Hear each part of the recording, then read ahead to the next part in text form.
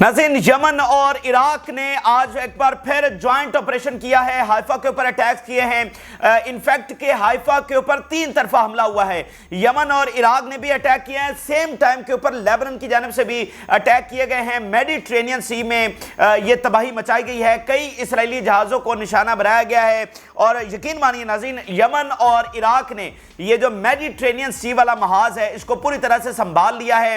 ये एक नया फ्रंट इसराइल के खिलाफ खोला गया। ये वो आखिरी फ्रंट था, ये वो आखिरी साइड थी जिस तरफ से अटैक्स नहीं हो रहे थे, क्योंकि उस तरफ तो समुद्र है और उस तरफ कोई और फ़लस्तीन का इत्तेहादी नहीं है कि उस तरफ से अटैक करे। तो यमन और इराक ने ये सलाहियतें हासिल की हैं कि वो 2000 किलोमीटर दूर बैठकर भी मेडिटेरेनियन सी में अटैक्स कर सकते हैं। ये वो कैपेबिलिटी है जिसके बारे में अमेरिका और इसराइल के जो है ना सारे थिंक टैंक्स, उनके मिलिट्रीज, उनके वहमो गुमान में भी नहीं था कि कभी ऐसा वक्त भी आएगा कि वो 2000 किलोमीटर दूर बैठा हुआ यमन यानी कि वो अटैक्स करेगा। यानी उन्होंने मज़ामती तहरीक के लिए चलो आयरन डोम बनाया, लेकिन यमन के लिए तो उन्होंने कभी कुछ नहीं बनाया, क्योंकि यमन कहीं था ही नहीं, यमन की तो ये कभी पावर थी नहीं।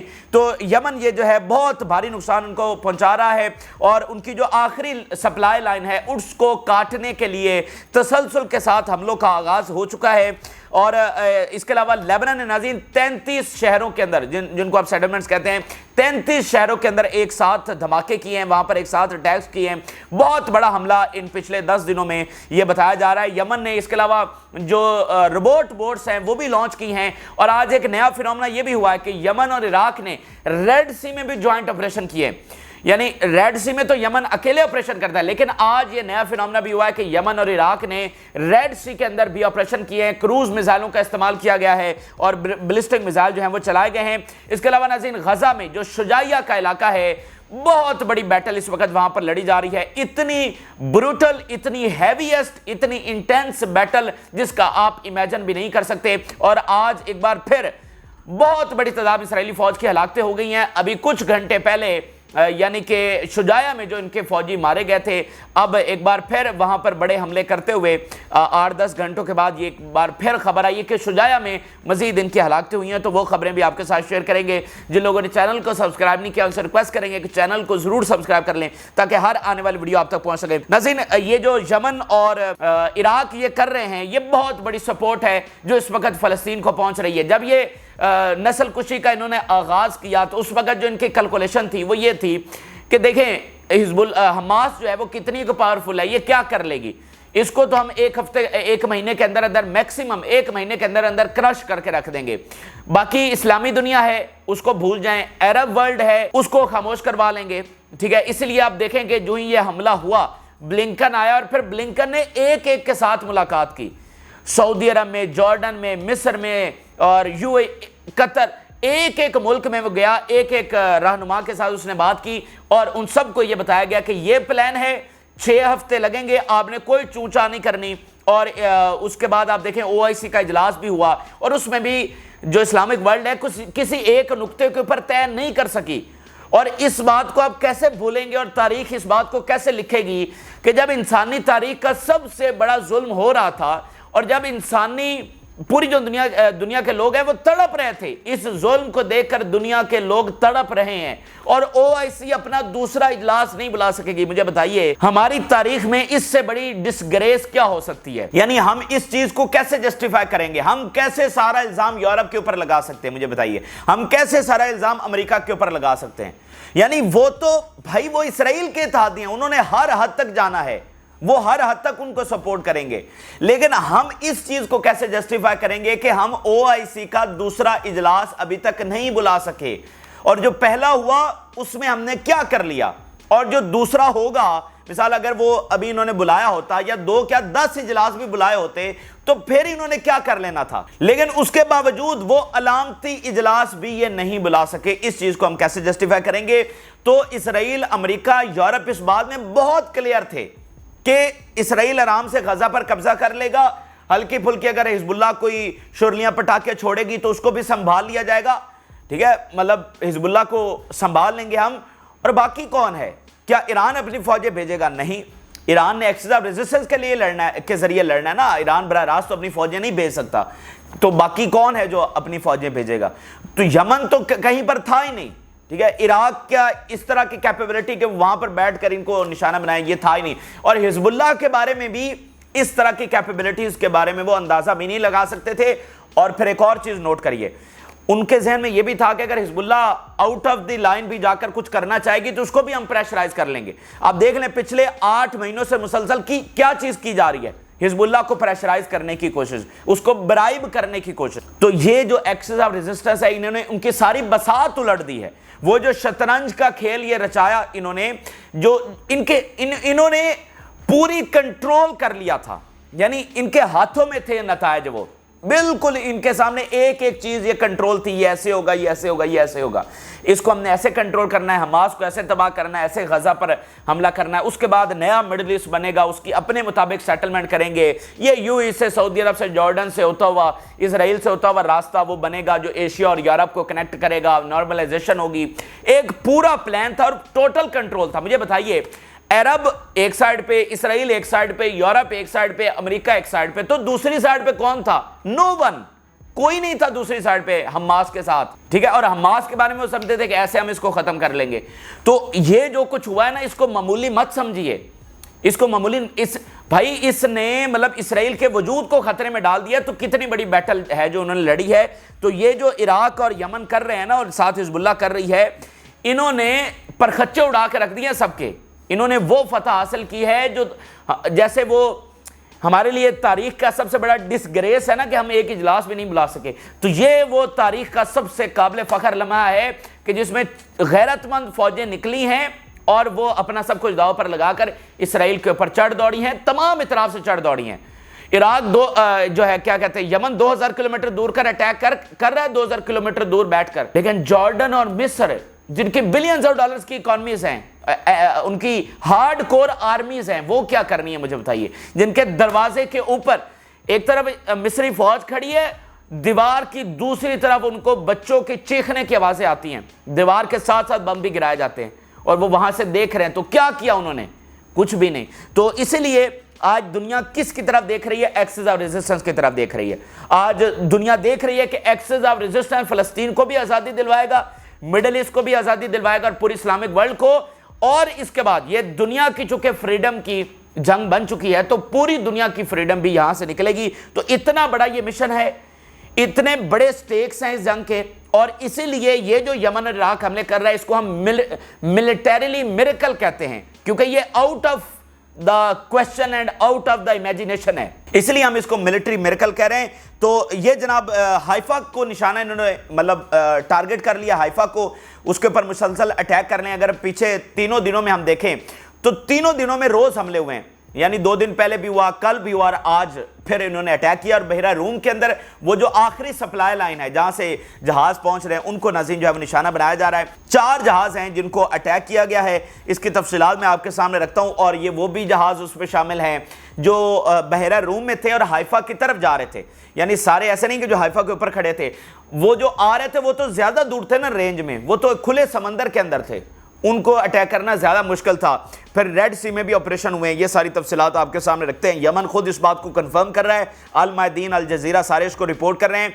Our armed forces carried out a joint operation with the resistance in Iraq targeting the Whaler ship with a number of drones. ये एक एक जहाज के ऊपर कई कई ड्रोन्स, कई कई मिसाइल दागे गए हैं।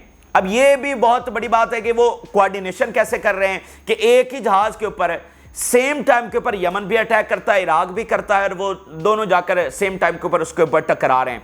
और ये जो मल्टीपल प्रोजेक्टाइल्स फायर कर रहे हैं, जाहिर बात है कुछ पानी में गिरते होंगे और कुछ जाकर टकराते होंगे, लेकिन ये इतने ज्यादा हैं कि वो उसको गर्क कर सकते हैं। In conjunction with the Yemeni armed forces we targeted the Weller oil ship in the Mediterranean sea. अब ये जो ऑयल लेकर जा रहा था इसराइल की तरफ, उसको जनाब तबाह किया गया है। वेलर ऑयल शिप, वेलर इसका नाम है जहाज का। अब ये भी सवालिया निशान है कि ये ऑयल कौन दे रहा है, कहां से ये आ रहा था, ये भी इंटरेस्टिंग बात है। The ship Whaler was on its way to the port of Haifa and was targeted by number of drones, क्योंकि जो बहुत बड़ी टेक्नोलॉजी है वो ड्रोन्स की टेक्नोलॉजी है, जिसमें ईरान एक सुपर पावर बन चुका है। ईरान से ये ड्रोन्स जो है वो आगे पहुंच रहे हैं, क्योंकि आप देखें कि जदीद तरीन असलहा रशिया से ईरान पहुंच रहा है, लेकिन ईरान से क्या चीज़ें रशिया को जा रही हैं, वो ड्रोन्स हैं। जिसकी बाकायदा फैक्ट्री भी ईरान ने रशिया में लगा दी है। तो ये ड्रोन्स बहुत काम के हैं और ये बड़ी एक्यूरेसी के साथ जाकर हिट करते हैं। फिर ये चीप हैं, यानी ये सस्ते हैं, इनकी मालियत थोड़ी है, तो इस तरह जो कॉस्ट आ रही है वो भी बहुत कम आ रही है। The missile force in our Yemeni armed forces carried out a targeting operation against the Johannes Maersk ship in the Mediterranean sea and the operation successfully achieved its goal. एक मेडिटेरेनियन सी में एक और जोहानिस मायस्क नामी जहाज है, इसको जनाब कामयाबी के साथ निशाना बनाया गया है। यमन और इराक दोनों इस बात को कंफर्म कर रहे हैं, अल मायदीन और अल जजीरा इसको रिपोर्ट कर रहे हैं। The implementation of the operation coincided with the naval forces carrying another military operation in the Red Sea against the ship Ioannis, यानी एक ऑपरेशन वहां उन्होंने मेडिटेरेनियन सी में किया एंड कोइंसाइडिंग सेम टाइम के ऊपर कुछ वक्फे से रेड सी में उन्होंने ऑपरेशन किया लुआनिस जहाज के ऊपर। अच्छा, फिर वो जो जोहानिस है जो बहरा रूम में तबाह किया, उसके बारे में यमन ये बता रहा है, the ship belongs to the Maersk company which is one of the companies that most supports the Zionist entity and is the most violative of the decision to ban entry to the ports of. अब ये जो मायस्क company है ना, जब Yemen ने हमले शुरू किए थे तो जो सबसे पहला जहाज तबाह किया था वो इसी मायस्क कंपनी का तबाह किया था। अब यमन ये कह रहा है कि ये वो कंपनी है जो सबसे ज्यादा इजराइल को सपोर्ट करती है और ये सबसे ज्यादा हमारे हुक्म की वायलेट करती है। तो पहले इनको रेड सी, बहरा अरब, बहरे हिंद में निशाना बनाया जा रहा था, अब इनको बहरा रूम के अंदर निशाना बनाना शुरू कर दिया गया। The missile force and naval forces carried out military operation targeting the American ship Delonix in the Red Sea with number of ballistic missile. कई बैलिस्टिक मिसाइल एक ही अमेरिकी जहाज के, बहरी जहाज के ऊपर दागे गए हैं और जब कई बैलिस्टिक मिसाइल दागे जाते हैं तो वो जहाज गर्क होता है। अगर आप एक दो दागते हैं तो उससे वो डैमेज होता है लेकिन गर्क नहीं होता। भाई इतना बड़ा बहरी जहाज होता है, उसके कहीं एक साइड के ऊपर मिसाइल टकरा जाएगा तो वो ऐसा नहीं है कि वो वहीं पर डूब जाएगा। जब नंबर ऑफ ड्रोन्स और मिसाइल आकर टकराते हैं तो उसके बाद वो डूबता है। तो यहां पर नंबर ऑफ बैलिस्टिक मिसाइल, और ये बात आपने ज़हन में रखनी है कि तारीख में पहली बार यमन वो फोर्स है जिसने बहरी जहाज़ों के ऊपर बैलिस्टिक मिसाइल दागे हैं और उनके जो जनरल्स हैं वो ओपनली कह रहे हैं कि वर्ल्ड वॉर 2 के बाद दुनिया में किसी ताकत ने हमें इतना चैलेंज नहीं किया जितना यमन कर रहा है। फिर आप देखिए, Yemeni armed forces jointly with the Iraqi resistance targeted an oil carrier in the Red Sea on its way to the port of Haifa. अब ये रेड सी से एक जहाज गुजर कर जा रहा था जो कि ऑयल कैरियर था। एक उन्होंने ऑयल ले जाता हुआ जहाज बहरा रूम में तबाह किया, एक रेड सी में तबाह किया जो इसराइल की तरफ जा रहा था। तो ये इस वक्त नाज़रीन ताज़ा तरीन हमले हैं जो इनकी जानिब से किए गए। यकीन मानिए यमन और इराक ने एक तूफान खड़ा कर दिया है और एक सुनामी है। देखें, क्रूज मिसाइल, बैलिस्टिक मिसाइल, ये वो ताकत इमर्ज कर गई है कि अब दुनिया सोच रही है कि इनसे कौन बात करेगा। यानी मेरी बात इस बात को बारीकी से समझे कि फ़लस्तीन का इत्तेहादी कोई भी नहीं था, ठीक है, जो बाय फोर्स अपनी विल को मनवा सके। अब मिसाल के तौर पे अगर ये जंग रोक भी देते हैं या कुछ और प्लान करते हैं और अपनी मर्जी के मुताबिक मिडिल ईस्ट की सेटलमेंट करने की कोशिश करते हैं, तो यमन के होते हुए, हिजबुल्लाह के होते हुए ये कैसे मिडिल ईस्ट की सेटलमेंट कर सकेंगे? जैसे मैंने आपको बताया कि जंग शुरू होते हुए इनका प्लान क्या था कि एक नया मिडिल ईस्ट बनाएंगे, उसमें क्या होगा, नॉर्मलाइजेशन होगी, ऐसे रास्ते बनेंगे, ऐसे ट्रेड होगी, फलाना ढिमकाना होगा। वहां पर फलस्तीन नहीं था, उसमें फलस्तीन नहीं था। तो आज जब यमन इतनी बड़ी पावर इमर्ज कर गया है जिसने अमेरिका को शिकस्त दे दी है, तो इनकी विल के खिलाफ जाकर कौन मिडिल ईस्ट की सेटलमेंट कर सकता है? कौन फलस्तीनी कॉज को खत्म कर सकता है? ये खत्म होने देंगे फलस्तीनी कॉज को, या ये जैसे कुछ अरब्स, अमेरिका और इजराइल चाहते हैं मिडिल ईस्ट की सेटलमेंट, ऐसी को सेटलमेंट यमनी और हिजबुल्लाह होने देंगे? कभी भी नहीं होने देंगे। तो ये एक बहुत बड़ी एक ताकत है जो यहां पर उभर कर सामने आ गई है और इनको कैसे अब काउंटर करेगा कोई, ये अब अमेरिका को समझ नहीं आ रही कि इनका अब हम हल क्या निकालें। उन्होंने सारे हरबे इस्तेमाल करके देख लिए हैं। आज अमेरिका में बिल्कुल साफ अल्फाज में ये रिपोर्ट शाया हो रही हैं कि अमेरिका और बरतानिया को बहुत इबरतनाक शिकस्त यमन ने दी और यमन के सामने ये ढेर हो गए। यूएस के ज्वाइंट चीफ ऑफ स्टाफ कह रहा है कि हमें अगर ये ऑल आउट वॉर होती है तो अपने जो एसेट्स हैं उनको 2000 किलोमीटर दूर ले जाना पड़ेगा, यमन की पहुंच से दूर, ताकि वो अंडर अटैक ना आए। तो ये जनाब यमन और इराक के हैं और आपको सिर्फ ये बताना मकसूद है कि ये हमले अब तसलसल से होंगे, ये नया महाज खुल गया। जिस दिन पहला अटैक हुआ था मैंने आपको यही बात कही थी कि इसको ये ना समझें कि ये एक अटैक है, ये अटैक्स का आगाज है, ये नए फेज की इंप्लीमेंटेशन का आगाज है जो उन्होंने बहुत पहले अनाउंस किया था। तो अब ये रोजाना हमले होंगे। इधर हाइफा पे हिजबुल्लाह अटैक शुरू कर दिए उसने, और इधर से ये इराक और यमन के हमले। अब जरा आ जाते हैं हिजबुल्लाह की ताज़ा तरीन कार्रवाइयों के ऊपर। नाज़रीन, पहले तो हसन नसरुल्लाह की एक स्टेटमेंट देखिए, वो बता रहे हैं ग्रेट विक्ट्री इज कमिंग। ये हसन नसरुल्लाह की आज की स्टेटमेंट है, कह रहे हैं कि बहुत अजीम फतह जो है वो आपकी तरफ आ रही है।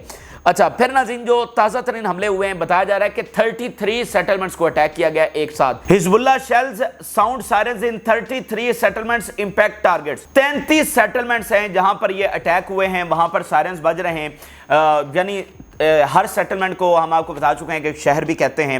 तो 33 सेटलमेंट्स में ये शेल आकर गिरना, रॉकेट्स और मिसाइल और ड्रोन्स आकर गिरना, वहाँ पर सायरन्स बजना, ये कितनी गैर मामूली बात है। तो ये ताज़ा तरीन हमले हुए हैं। फिर अल मायदीन रिपोर्ट कर रहा है, several air targets entered from Lebanon and the sound of explosion was heard in Aka and Haifa area. तो सेम टाइम के ऊपर जब इराक और यमन अटैक कर रहे थे हाइफा के ऊपर, तो इधर लेबनान ने भी हाइफा के ऊपर अटैक किया है। इसके अलावा उन्होंने क्या किया है, the Islamic resistance in Lebanon said it attacked with the squadron of attack drones on the new headquarter of the 411th artillery battalion in Jatoun. And इसके अलावा जो साहिल बटालियन है in the Beit Hillel barracks, उसको dozens of Katyusha rockets के साथ जो है वो निशाना बनाया गया है। ये लेबनान के आज के हमले हैं, ठीक है। कई एक शहरों में कई एक हेडक्वार्टर्स और जो है ना उनके सेंसिटिव एरियाज़ को निशाना बनाया गया है। जगह जगह पर सायरन्स बज रहे हैं, धमाके हो रहे हैं, आग लगी हुई है। और गैलेंट की एक नई कहानी सुन लें। गैलेंट जनाब अभी अमेरिका गया हुआ था, वापस आया है। गैलेंट ने अमेरिका वालों को ये कहा है कि अगर आप हमारी हिजबुल्लाह से सेटलमेंट्स करवा देते हैं तो हम जंग नहीं चाहते हैं। तो बात यह है कि तुम अब बड़े अमन पसंद बन गए हो। यानी जो कुछ गजा में हुआ है, ये दुनिया के सबसे बड़े वॉर क्रिमिनल हैं। तो अगर कोई दुनिया का सबसे बड़ा वॉर क्रिमिनल अगर वो अमन की बात करे, तो इसका मतलब ये समझ जाना चाहिए कि वो जंग से क्यों भाग रहा है। इनको क्या फर्क पड़ता है जंगें छेड़ने से? गजा में जो कुछ इन्होंने किया इनके लिए क्या मानी रखता है? तो अगर ये अब कह रहे हैं कि यानी आपको हमास से सेटलमेंट नहीं चाहिए, हमास से आप मुज़ाकरात नहीं चाहते, लेकिन हिजबुल्लाह से चाहते हैं, तो ये क्या कोई सेंस इसकी बनती है? हमास और हिजबुल्लाह में फ़र्क ही क्या है? और हिजबुल्लाह इससे पीछे हट जाएगी। तो इधर तुम्हें बड़ा अमन पसंद है लेकिन गजा में अमन पसंद नहीं है। तो इसका वाज़ेह मतलब यह है कि ये भाग रहे हैं, डर रहे हैं, खौफ है इनको हिजबुल्लाह का। अब ज़रा आखिर में जो गजा की ताज़ा तरीन सूरत हाल आपके सामने रखते हैं नाज़रीन। गजा में हैवीएस्ट बैटल, ब्रूटल तरीन बैटल इस वक्त जारी है। इतनी बहादुरी से हमास लड़ रही है, इतना मावराए अकल जाकर हमास लड़ रही है कि जिसको समझ में ही नहीं है, जिसका हम इमेजिन भी नहीं कर सकते। जितनी कुर्बानियाँ, जितनी बहादुरी से वो लड़ रहे हैं, जिस तरह इसराइली फ़ौज का सामना किया जा रहा है, ये यानी अकल से बाहर बात है, ये कैलकुलेशन से बाहर बात है। आप ज़रा देखिए, शुजाया में इस वक्त बहुत बड़ी बैटल जारी है। ये एक बार फिर शुजाया में दाखिल हुए हैं। आज मजीद इनकी कई हलाकतें हुई हैं, ज़रा सुनिएगा। The resistance continues to distribute death ambushes against the occupation in the alleys of Shujaiya where a major battle is taking place. हमने इनके खिलाफ कई डेथ एम्बुश यानी कई मौत के घात लगाए हैं, और जो मेजर बैटल है वो इस वक्त शुजाया में हो रही है। We bombed crowds of enemy forces in central Rafah with a missile barrage and heavy calibre mortar shells. Rafah में बहुत बड़े अटैक्स किए हैं। फिर we received direct casualties among the enemies ranks and the access of advance in Shujaya neighborhood east of the Gaza City। हमने Israeli फौज के ऊपर डायरेक्ट कैजुअलिटीज कंफर्म कर रहे हैं इन देयर रैंक्स। फिर आप देखिए, the Israeli soldiers were killed in a building in al Shujaiya neighbourhood. एक बिल्डिंग को तबाह किया गया है जिसमें इनकी हलाकतें हुई हैं, वहां पर मारे गए हैं इनके सोल्जर्स। ये अल मायदीन कंफर्म कर रहा है। We eliminated an Israeli force that we lured into a building that was booby trapped with several explosives situated in a tunnel and an exploded Israeli F-16 launched bomb. एक F-16 bomb जो है इन्होंने इस्तेमाल किया है और वो ऊपर बिल्डिंग में तबाह किया। ये एक टनल है, इसके अंदर ये जनाब एक्सप्लोसिव फोड़े गए और इस टनल के अंदर इनको मार दिया गया। ये जैसे उन्होंने बताया ना कि हमने कई मौत के घात लगाए हैं। तो एक घात लगा बिल्डिंग के अंदर, एक घात लगा टनल के अंदर, एक घात लगा किसी गली के अंदर। फिर आप देखिए, we bound with regular mortar shells gathering of Zionist enemy vehicles and soldiers penetrating al Shujaiya neighbourhood. वो फोर्सेज जो अंदर शुजाया में पेनिट्रेट करने की कोशिश कर रही थी, उनके ऊपर हमने बमबारी करके उनको हलाक किया। फिर भी bombed crowds of enemy forces in central Rafah with missile barrage. फिर 2 rockets exploded in Kerem Shalom area in Gaza without activating the sirens. जो करीम शलोमी की बेस है वहां पर नाज़रीन अटैक किया गया है और वहां पर सायरन्स बजे हैं। यहां पर इनकी फौज मौजूद है और यहां से लॉजिस्टिकल सपोर्ट भी आती है। ये इस वक्त की ग्रेटेस्ट बैटल है जो लेबनान के बॉर्डर पर लड़ी जा रही है, जो गोलान हाइट्स की तरफ लड़ी जा रही है, जो गजा में लड़ी जा रही है, जो वेस्ट बैंक में लड़ी जा रही है और जो अब साहिली पट्टी पे लड़ी जा रही है, यानी मेडिटेरेनियन सी में अब वो लड़ी जा रही है, रेड सी में लड़ी जा रही है, बहरे अरब में, बहरे हिंद में, ठीक है। और अब ये खलीज फारस में पहुंचेगी, आप देखेंगे वक्त दूर नहीं है। ये अजीम तरीन कामयाबी है जो फ़लस्तीन ने हासिल की है। ये इर्रिवर्सिबल है। कुर्बानियाँ बहुत हैं, 100 साल से कुर्बानियाँ देते आ रहे हैं फ़लस्तीनी, और भी इस सफ़र में कुर्बानियाँ हैं। लंबा सफ़र है और तवील सफ़र है, लेकिन इसमें यह बात आज तय है, दुनिया के तमाम एक्सपर्ट इसको मान रहे हैं कि जो हारेगा वो इसराइल है, जो इस खित्ते को छोड़कर जाएगा वो इसराइल है, जो मुकम्मल फतह पाएगा वो फ़लस्तीन है। ये 100 सालों के बाद रियलिटी यहाँ पर बदल रही है। ये हक़ाइक़ आपके साथ शेयर किया, अपनी राय ज़रूर आगाह करें। जिन लोगों ने चैनल को सब्सक्राइब नहीं किया उनसे रिक्वेस्ट करेंगे कि चैनल को ज़रूर सब्सक्राइब कर लें ताकि हर आने वाली वीडियो आप तक पहुँच सके। इजाज़त दीजिए, अल्लाह हाफ़िज़।